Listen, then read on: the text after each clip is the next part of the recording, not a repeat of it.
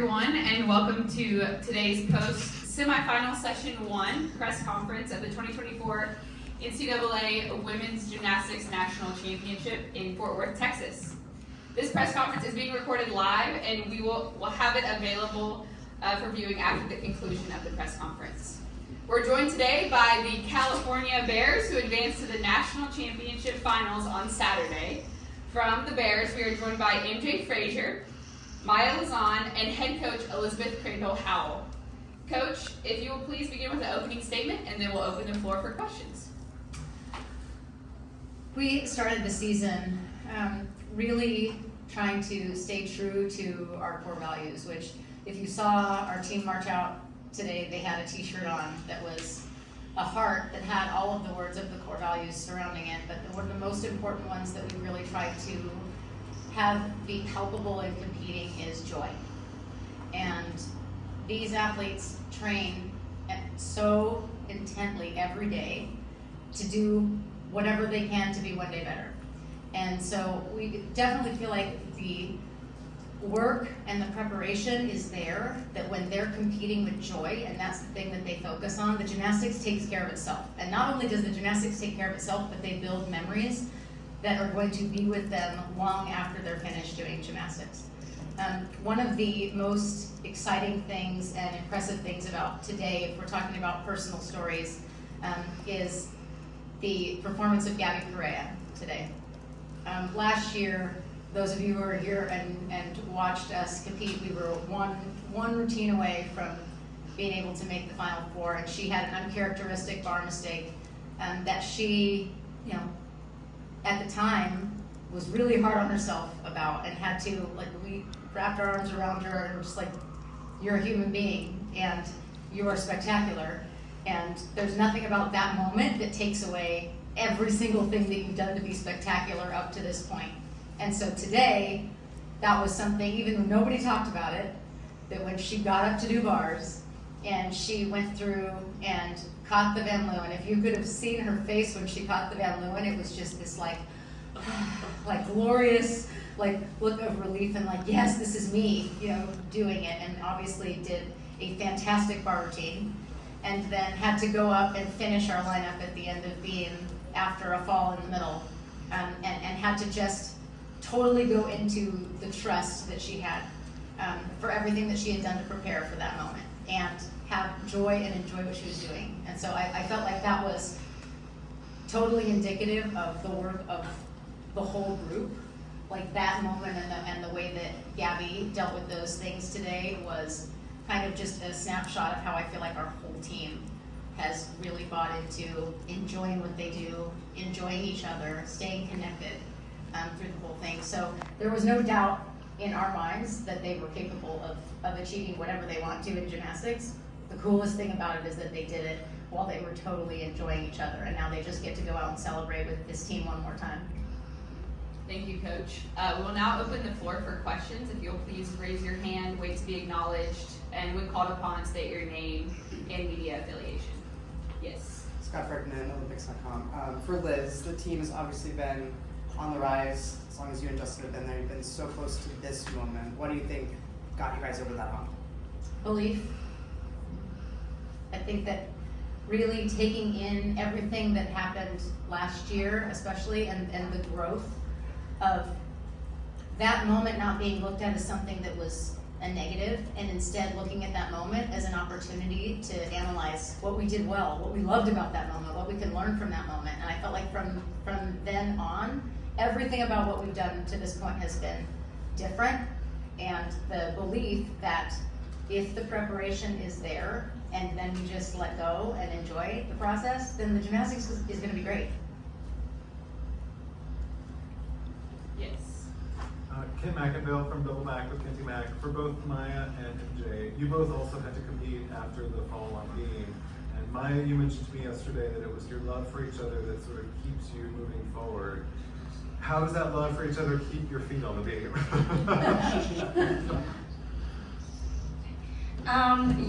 I did mention that yesterday, and we went into our last rotation. We are a great beam team. We all know that, and We've talked about this before we went to the competition today. We are going to celebrate and really thrive off of each other's energy through all routines today and all the way until the end. And so even we had something uncharacteristic happen on beam, that was not going to change the amount of love and compassion that we had for each other. We really thrive off of each other's energy. And so without a doubt, we were just going to bring it all the way to the end, and that's what we did today. And now we're moving to Final Fours, which is such a historic accomplishment for us. And yeah, so we're just going to bring it on day 2 and have a lot of fun. Yeah, I would have to say, it's nerve-wracking, I didn't even know that there was a fall until, I went up and the first thing I saw was a score. And it's funny because, usually I don't even see the scores, but this one time I did, and it was more like, okay, MJ, you know how to do your skills, just trust yourself, believe in the confidence, what you do is you trust your teammates to have your back after that. So even though it wasn't the best beam routine, it was more about just staying in the process and finishing it all the way through no matter what, and just being confident in the routines that we had. Yeah, I was a little shaky because I was scared, I was a little nervous, but I knew that I could stay on this beam and I would do it for my team, so. Thank you. Yes, Barbara. Valencia King, Real Talk Sports out of Dallas. Congratulations and thank you for your time today. Coach Liz mentioned how you're going to learn things that you'll take with you even beyond gymnastics. What's one thing you'll learn that you'll take with you after? For both of you, Mya and eMjae. I think for me personally, because gymnastics as a whole, it kind of teaches you from a really young age that you have to be perfect on everything. We are judged on perfection, and I think that's really hard on us just because that's something that we carry along with us on our daily lives. But it's going about my daily life. I like to think that I don't have to be perfect, I don't have to be phenomenal and everything. I'm living in the moment and I'm having a great time with whatever I'm doing, and so that's what I'm going to stick by because we're only young ones, and being in college, and being on a collegiate team, that's so amazing. This is an opportunity of a lifetime that I'm never going to get again. So I'm really going about my life just enjoying every single moment, staying present. And based off Mya, I'm actually the opposite. College gymnastics has really taught me that your best isn't your best. You can really continue to push and do more and continue to strive for something greater. And my family is so supportive of me. They always told me I could do whatever I put my mind to. And then I ended up at Parkettes, and Mrs. and Mr. Strauss, they told me the exact same thing, which led me here to Cal with this moment with my team and our fans, and just that feeling of hey, it wasn't the best, but you have so much more in you, and you can continue to grow and succeed and do well because the sky's the limit. So. Yes, Emily Jimbovic from the Washington Post. For Mya or eMjae, can you just describe what the emotion was like last year, and what's the process like of getting over that and growing from it, and how do you carry that into this year? I think we became more determined. It was literally okay, we saw where we were. We saw where we were at the end of the competition, and it was more about okay, we can't wait to go back to the gym and just push and continue to train harder and just think about the little details and try to remember to stay within our process because we do love gymnastics. We do enjoy what we do. We enjoy being with each other, and it was more I don't even think we thought of it as a hump. It was more of oh wow, we were right there and we didn't have the best meet. That was not a normal competition for us last year. So it was more just hey, let's just go out there and remember to always stay ourselves because ourselves are really good. Yeah, I was just gonna add on to that and basically say we are a talented group of girls, and the gymnastics is there, and even though we have a smaller roster, we're able to come out and just perform like no other.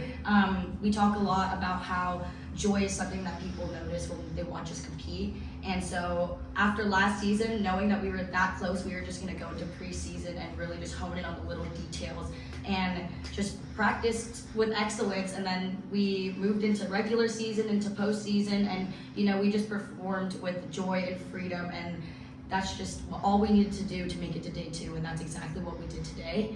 So I really just, I couldn't even describe the emotion after beam. We were all just kind of there monotone because I couldn't even process what was happening. I was just crying and sobbing, but yeah, it was just such an amazing feeling that now we've made it to day 2 for the first time in history, so it's really great. Yes. Hi, congratulations, Darcy Mean from ESPN.com. you talk a lot about joy, but today there's so much on the line. We talked about last year, and you know the heartbreak that can happen. Is it harder to keep those emotions in check in these really high pressure situations, and how do you keep that focus and that joy, and how will you do that going into Saturday? We've been practicing a lot about like every moment for gymnastics, like every competition that we've gone to is not bigger than the next. Like we've really been practicing on like going into the gym and just thinking of one thing that can do a little bit better, like one day better, which is like our motto on the team here. And just carrying that into nationals and not making anything bigger than what it is, but using our fans, using our team, using our family, and just continuing to just feel that energy with each other, and just using that as like determination and motivation, and just not letting us get out of our own bubble. Like this, it's our own bare bubble. And I think that just thinking about like it's just us and it's always just us, and just kind of feeling each other and feeding off of each other's momentum really helps us, because like it's not bigger than what it was at regionals. It's just another competition, it's another quad meet, and it's another moment. Yeah, and everything that MJ just said is exactly how I think I feel and the rest of our team feels. You know, we went into nationals thinking that this was no different than any other meet that we've competed at this season. And so, you know, even in a high pressure situation like this, as long as we stay connected and dial into our cues and stay present with each other, you know, it's easy to work with a cohesive team. So that's exactly what we did today. And even in a high pressure situation, even with the uncharacteristic things that happen throughout the meet, that does not take away from, you know, the love and the joy that we have amongst each other. And so we just brought that all the way till the end, and that's why we're heading to day 2. Coach, anything to add to that question? Yeah, I think that one of the things that Justin Howell, who's the co-head coach, and my husband, talked to our team about before we went out to compete today in our team meeting, is we had everybody in the room all at once say one word that the season meant to them. Like, what is one word that encapsulates everything for you in this process? And it was all, and we said 1, 2, 3, and everybody said their word at the same time. And it's different for everyone. Like, it might have been persistence, it was gratitude, it was hard work, it was excellence, it was passion. So even like drawing their attention to that. Before Mya competed beam, I asked her, what's your word? And before Gabby went to compete beam, I asked her what her word was. And like just reminders of like, this is where we are, this is what's really important. That gets them out of the over-processing that this is a beam routine that matters. Like, think about your task and not what it means, and think about how great it is that you have this opportunity to be doing it, and the things that you're really gonna carry with you 10, 15 years from now are the feelings that you've had about it. So drawing their attention to those feelings as often as possible, so they're anchored in that, because the gymnastics is gonna happen.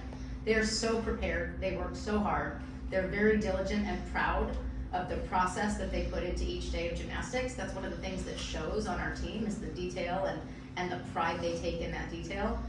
It also can be a hard thing because their expectations of themselves are so high that they have to be reminded, you're amazing, you started the day amazing before you even did anything.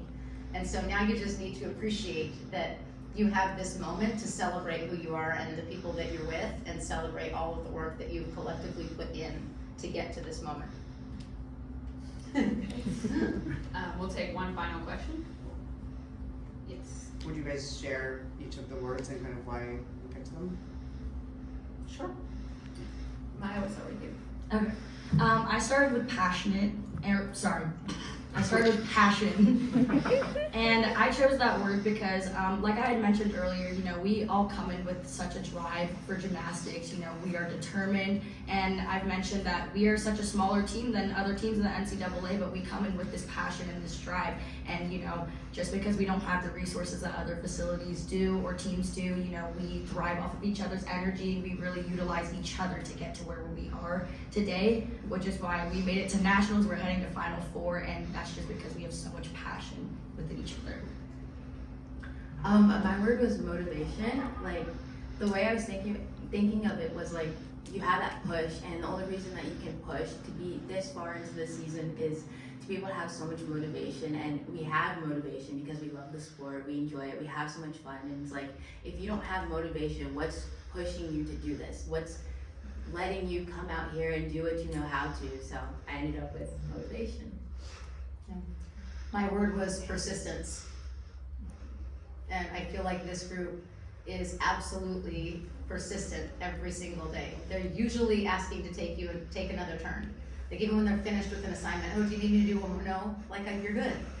And like having trust that like, I'll let you know if you need to do another one. But they are so persistent, and their expectations of pushing to the next level and getting one day better has really been evident all the way through. And so even this last week, like, we're in the gym, we're heading into nationals, and I felt like we were still doing this and going and rising. And that's a really, really cool place as a coach to observe. And so that you come out here and you're just kind of fangirling what they're doing. I'm just like, I'm just excited for you. You go out and you do you. But that was a pretty cool thing, but the persistence brought them the ability to do that. Well, congratulations. Thank you so much. Can I do one thing I'd like to interject, if you don't mind? I'm Paul Zert with International Gymnast Media, and I think we should reflect on your being the little engine who could. And I think I want to know, because I knew you as a gymnast and you've always been a fighter. And I think you are putting that over to your gymnasts in the right way. Maybe it wasn't put to you in the right way, but you've done it that way. And how do you, tell us a little bit about how it's been to build the following you have at Cal Berkeley, and what you've gone through, and you see these other schools that probably have budgets 3 or 4 times what you do, and you're still in the mix with them, and you could win on Saturday.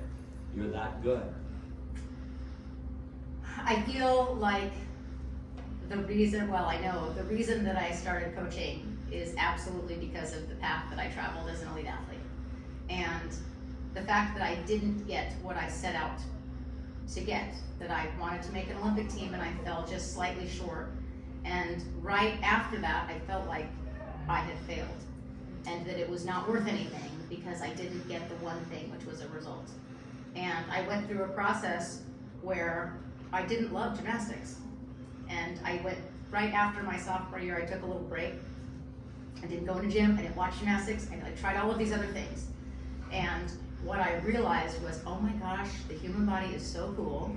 And the things that I was able to do in gymnastics were amazing. Like I just had this epiphany of all of the things that I truly learned and treasured about my gymnastics experience had nothing to do with winning a thing, a medal, a team, or whatever, and that being excellent or being Olympian in the way that Olympian is a state of mind, excellence is a state of being that you can seek after regardless of whether or not somebody else tells you that it was excellent.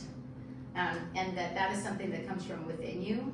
And once I figured that out, I felt like I had this like, oh my gosh, I have to share, I need to coach, because I always loved gymnastics. And Paul, you know this because you watched me go through that career, and that I always wanted to learn new things. It was really hard to keep me from dabbling in other harder skills, even when I was doing routines, which these girls, that's exactly how they are.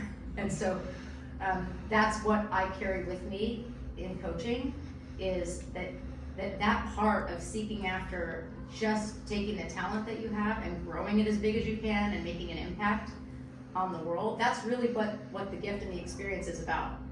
They happen to have a gift that has carried them to the #1 public institution in the world. And it's going to continue to expose them not only to these moments and the love they have for each other, but to anything they want to do after this. Thank you so much for joining us. Congratulations, and we look forward to seeing you on Saturday.